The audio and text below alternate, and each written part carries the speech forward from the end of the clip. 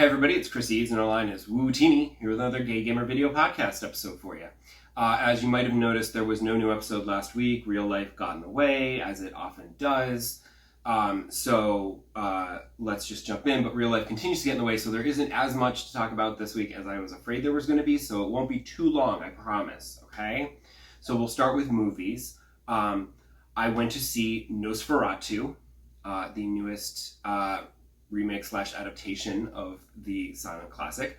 Before going to see this one, though, over the past month, I did pull out our Blu-ray of the original silent classic from F.W. Murnau, because I hadn't seen it in a long time and I wanted to refresh my memory. And then I saw that the 1979 version from Werner Herzog was streaming on Peacock. So I said, oh, I've never seen that. Let me check it out. And that was also quite good. This new one, it's good. The visuals are stunning. The whole scene when he goes to the castle and everything gets all hallucinogenic and it's crazy, and the lighting and everything, and it's all, I was like, yes, this is what I want. And then it just started like skipping things, and then the back end of the movie, it just starts dragging down, and there's too many characters, and he adds in these extra subplots and characters, and it's like, I know it's weird because it's an adaptation of a silent movie, but there was too much dialogue, I thought. Like, there's no reason to have this much dialogue. Like, obviously, it's not a silent movie, but it was very talky, and people would have conversations, and it's like, yes, we know this, and then they would have another conversation to, like, repeat it, and it's like, no, we get it. We heard you the other 3 times you had this same conversation. You don't need to do it again. And it's overly long. Like, the back end just starts to drag everything out, and it just takes too long to get to the ending, and it was just, I felt like it was getting a little tedious towards the end. And I really think that, like, lopping off, like, 20 to 30 minutes would have just trimmed it up, brought it in at the same runtime as the other ones. There was no reason for this to be over 2 hours. It just dragged a bit at the end. But it was visually stunning, and it is still good. Obviously the original silent classic is the classic. That's the one to see. But I have to say, like, they all have their strengths and weaknesses, but I have to say that I kind of prefer, the visuals in Eggers is so good, but I kind of like what Herzog did. Like, Eggers, like, added all this shit at the end, and I'm like, I get it, you want to make it your own, but Herzog did that in less time with less dialogue, and he did more interesting things to make it his own. So if you haven't seen the 79 one, I recommend it. That one was surprisingly good. Obviously the new one is visually stunning, and it is still good. I just think it could have been better. As for games, I have been spending way too much time playing Disney Dreamlight Valley lately, because this Star Path, they did something new this time, and they added bonus rewards, right? So after you do the main Star Path, there then comes additional Star Path duties to get these bonus rewards. And I am determined to do all of them, because the very last bonus reward, well, the very last one is the Moonstones, but there's a house, a little wintry cottage house that I want. And because I didn't buy the one that was for sale in the store, because I was like, I'll just do all the Star Path duties and I'll get it from there. The thing is that these new Star Path duties, the bonus ones, they're a lot more time intensive than some of them are. They're more time intensive than the normal ones. Whereas instead of talking to somebody twice, you have to talk to, you don't just talk to Woody twice, you talk to the Toy Story characters, 8 times or whatever. And you don't just serve 15, 10, 12 people in the restaurant. You have to serve 15 people, but only at Remy's. Serving people at Tiana won't count, So it's like you're giving more gifts, you're doing more stuff. It's like, it's just more. So it takes longer to do them.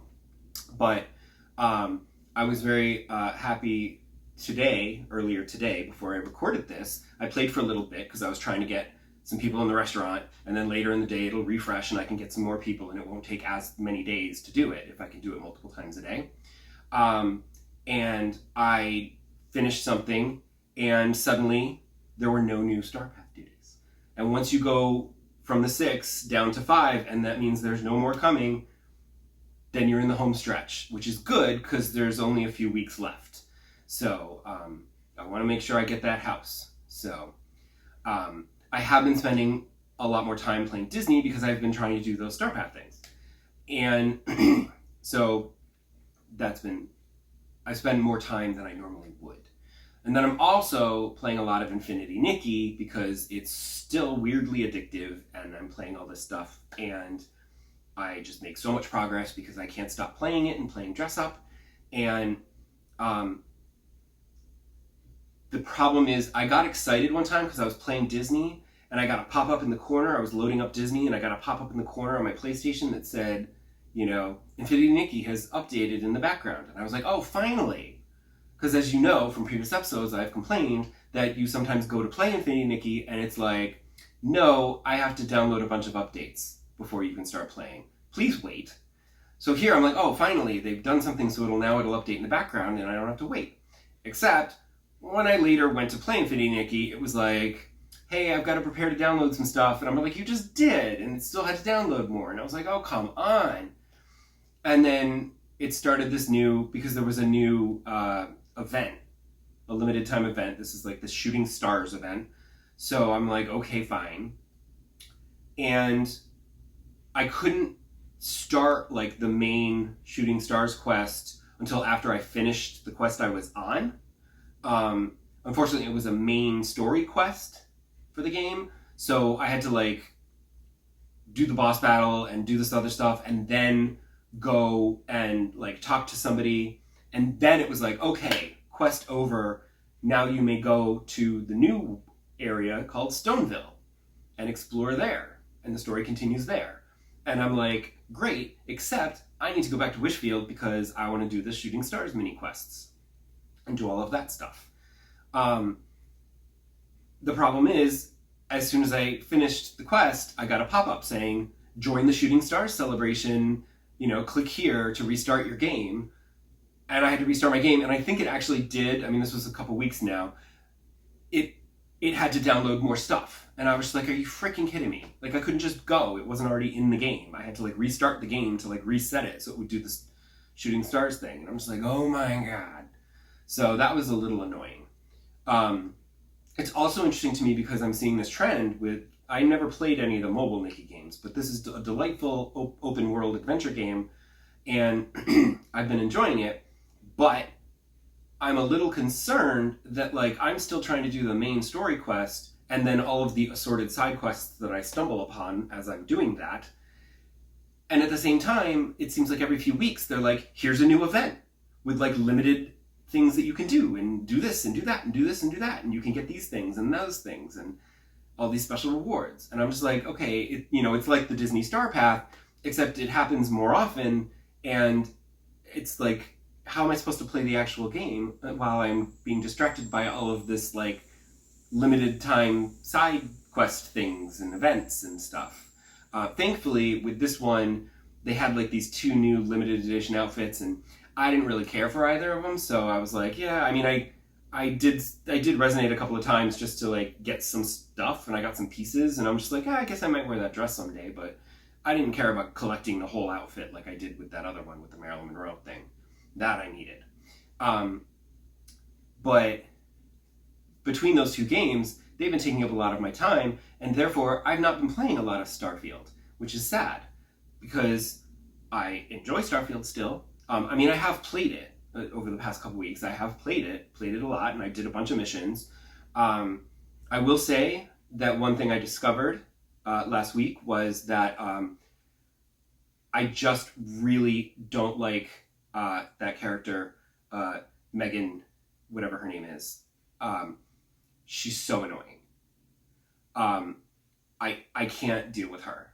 Like, I took her on the Vanguard mission because I thought, okay, she's a goody two-shoes. These will be goody two-shoes things.